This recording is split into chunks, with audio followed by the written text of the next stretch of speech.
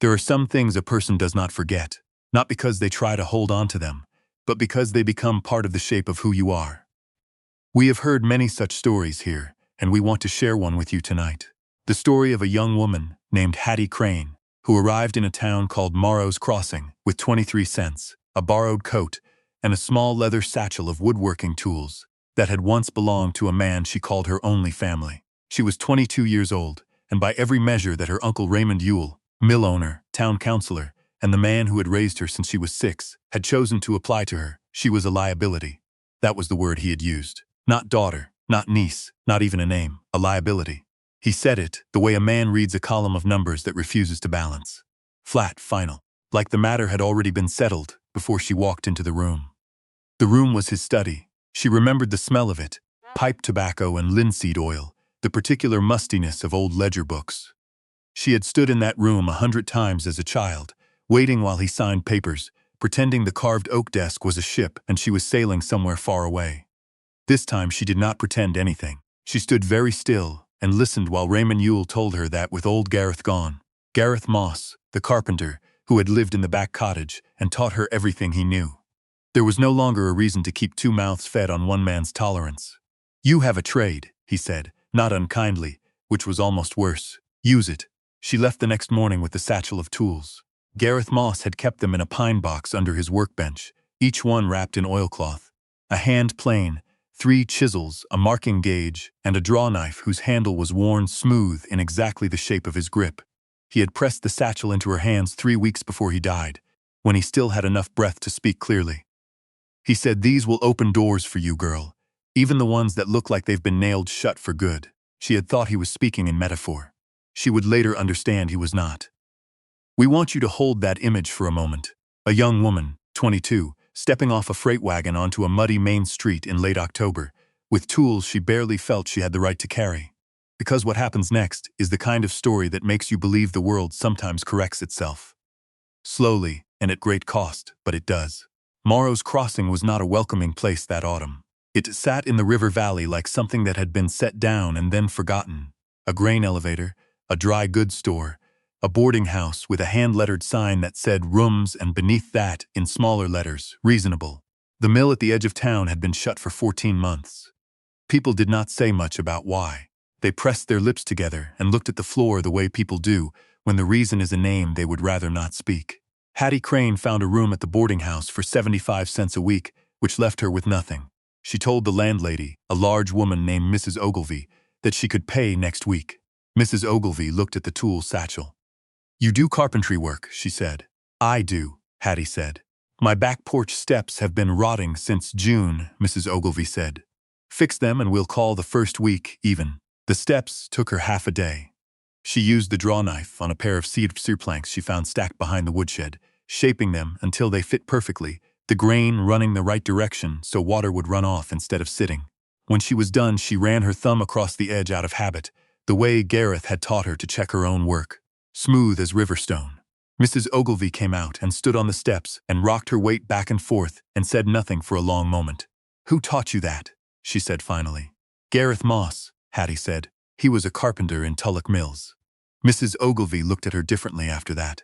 Not warmly. The woman wasn't built for warmth, exactly, but with a kind of measuring respect. She told Hattie that there was a man on First Street who had been trying to get someone to look at a piece of furniture for 6 months.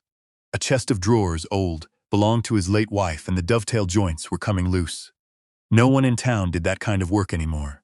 The fellow who used to was long gone. "What happened to him?" Hattie asked. Mrs. Ogilvy pressed her lips together. "The mill," she said, and then she went inside. Hattie repaired the chest of drawers over 2 evenings by lamplight, recutting the joints with the smallest chisel, applying fresh hide glue, clamping everything overnight with strips of rag tied around the corners.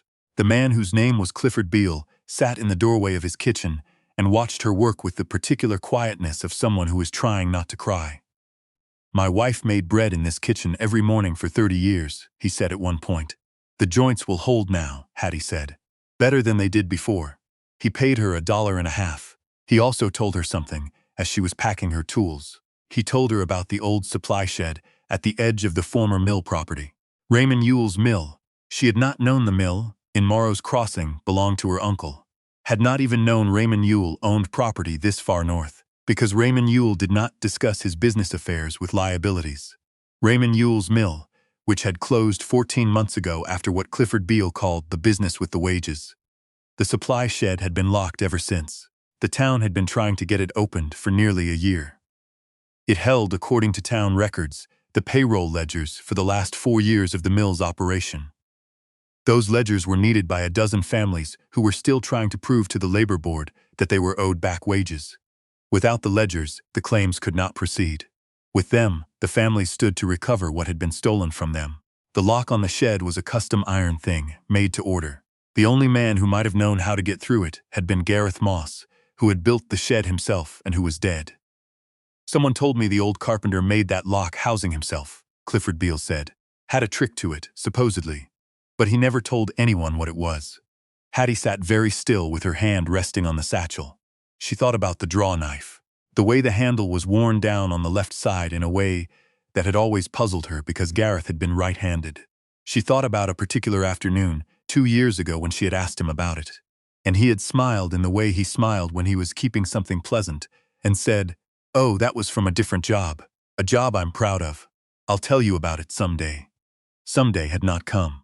But perhaps she was beginning to think he had found another way to tell her. She asked Clifford Beale if she could see the shed. It was a gray afternoon, the kind that comes in off Lake Superior in October and settles into your coat.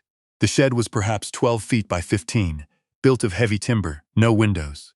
The door was solid oak with iron strapping, and the lock housing was exactly as Clifford Beale had described, a thick iron plate, custom-fitted with no visible keyhole. Hattie stood in front of it for a long time. She took out the draw knife. "This will sound improbable to you, and we understand that. We want to be honest." She stood there for a long time before she understood. Gareth Moss had built this door. Gareth Moss had made this lock, and Gareth Moss, in the last weeks of his life, had pressed his tools into her hands and told her they would open doors, even the ones that looked nailed shut. He had known she would end up here. We cannot tell you how. Some people carry a knowledge about the shape of things to come that they cannot explain, only act on. The draw knife handle, worn on the left side, always puzzling, for a right-handed man, fit into a recessed slot on the left face of the iron plate that was invisible, unless you knew exactly where to press. She pressed. She felt something give. She tried the door. It opened. We would like to pause here and just say, the sound that Clifford Beale made when that door swung open is not something we have words for in any language. It was not a shout. It was not even a word. It was the sound a person makes when something they had stopped believing in becomes real again. Inside the shed, crates, tools, mill equipment, and on a shelf along the left wall, 6 leather-bound ledgers, each one labeled by year in a careful hand. And behind the ledgers, a tin cash box, locked with a small padlock that took Hattie approximately 40 seconds to open with the smallest chisel. Inside the cash box, $312 in wages that had been withheld, already counted and sorted into envelopes, each envelope written with a worker's name. Someone had prepared this. Someone had known this day would come, or had hoped for it, or had decided to make it possible, and then not lived long enough to do it themselves. Gareth Moss had worked at the Morrow's Crossing Mill for 2 seasons before moving south to Tulloch Mills. He had known. He had watched Raymond Yule's bookkeeper siphon wages into a private account while the mill workers filed out on Friday afternoons with half of what they were owed. He had not been able to stop it then. He had been one man, and Raymond Yule had been a powerful one. But he had done what he could. He had built a room that could only be opened by someone who knew his tools the way a daughter knows her father's hands. He had sorted the envelopes. He had written the names. And then he had found a girl of 6 with no one left in the world. And he had spent the next 16 years teaching her everything he knew about wood and joints and the way things fit together, and making sure she understood that a thing built right will outlast the person who built it. We need to stop for a moment because we have gotten to a part of this story that is hard to move through quickly.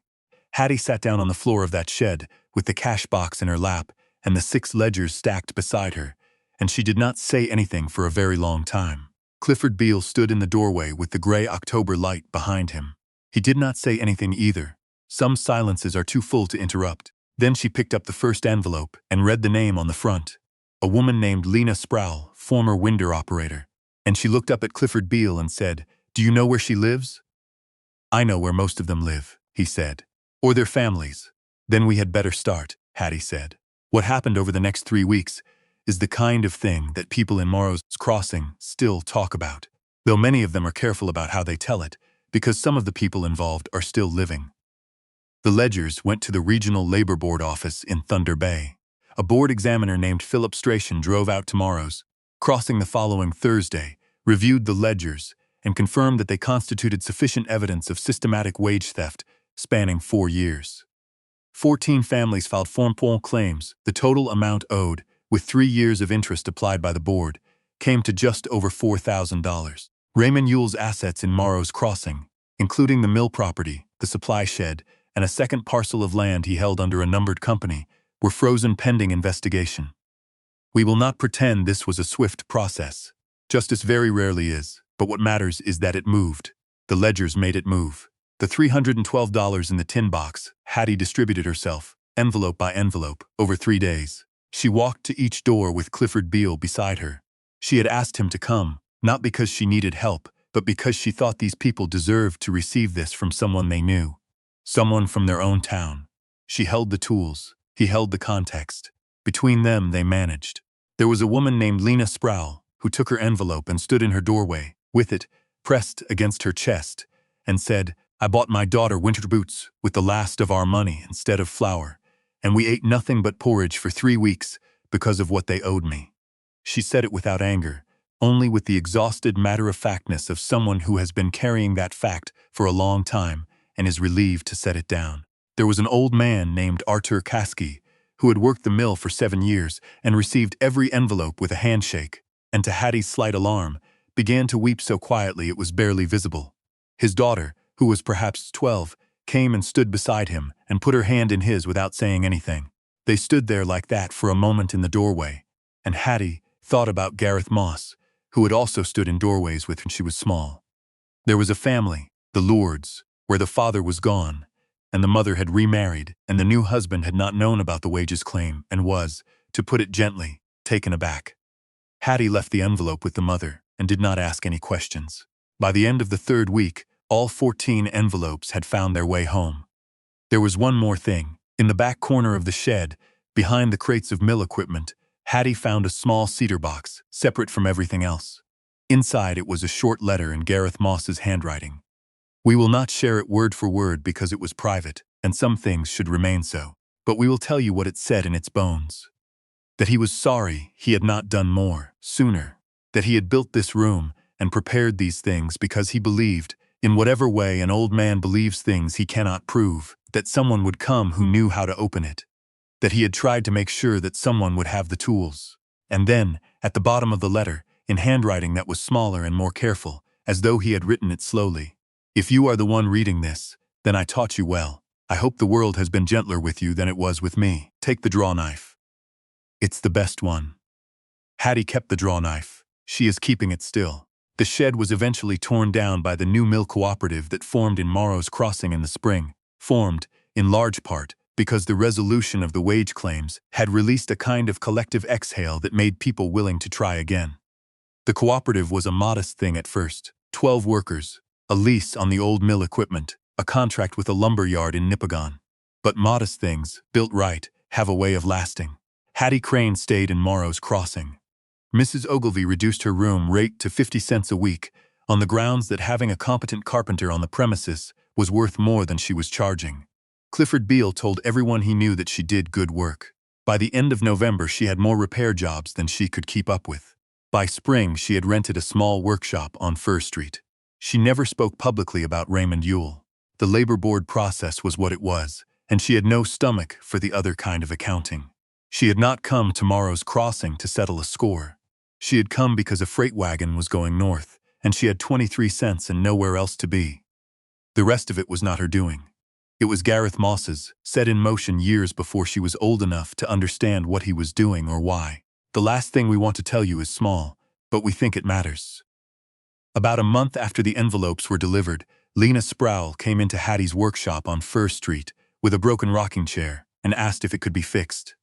Hattie looked at it, ran her thumb along the joint where the rocker had cracked, and said yes. Lena Sproul sat on an upturned crate and watched her work, the way Clifford Beale had watched, the way people in that town were beginning to do. At one point, Lena said, Did you know him well, the old carpenter? He raised me, Hattie said. Lena was quiet for a moment. Then she said he used to stop by the mill sometimes, after his shift was done, just to watch. I always thought that was strange. An old man standing at the fence, watching the place he'd already finished working at. I never knew what he was looking for. Hattie set down her chisel. She looked at the draw knife resting on the shelf. I think he was making sure the place was still there, she said, so he could find it again. And that, we think, is what this story is about. Not the money, though the money mattered enormously to the people who received it. Not the justice, though that mattered too. It is about the people who do the slow, invisible work of making sure the right things are still there, still findable, still openable, for the people who will come after them and need them most. Gareth Moss could not right the wrong himself, but he built a door, and he found a girl to give the key to, and he spent the rest of his life teaching her how to use it. That is what we call a good life's work. And now we want to ask you something, because we always do. We have talked about the kind of person who prepares things for the future, who plants trees they will never sit under, who sorts envelopes and writes names and hopes that someone will come along who can finish what they started. We have all known someone like that, we think. A teacher, a neighbor, a grandparent, a stranger, who did one thing at the right moment that you only understood years later. Who was that person for you? And did they ever know what they gave you? Tell us in the comments. We read every single one.